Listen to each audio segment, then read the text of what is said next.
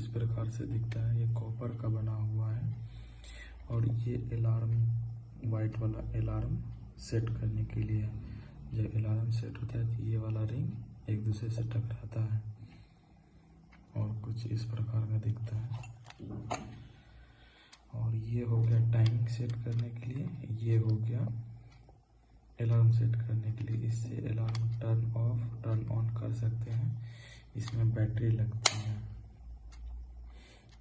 ये कुछ इस प्रकार से, इससे बल्ब ऑन ऑफ होता है। ये कुछ इस प्रकार से है, देखिए ऐसे ऐसे दबाने पे, प्रेस करके रखने पे बल्ब ऑन हो जाता है और हटाने पे ऑफ।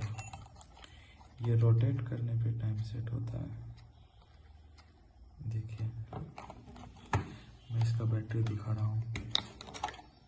देखिए इसमें एक मोटी वाली बैटरी लगती है, सेल बैटरी।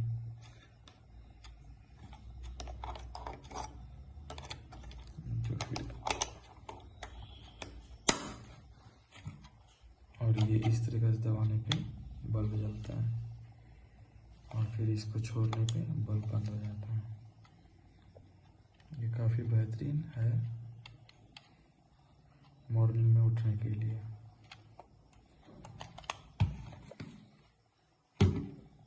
जैसी दिखती है।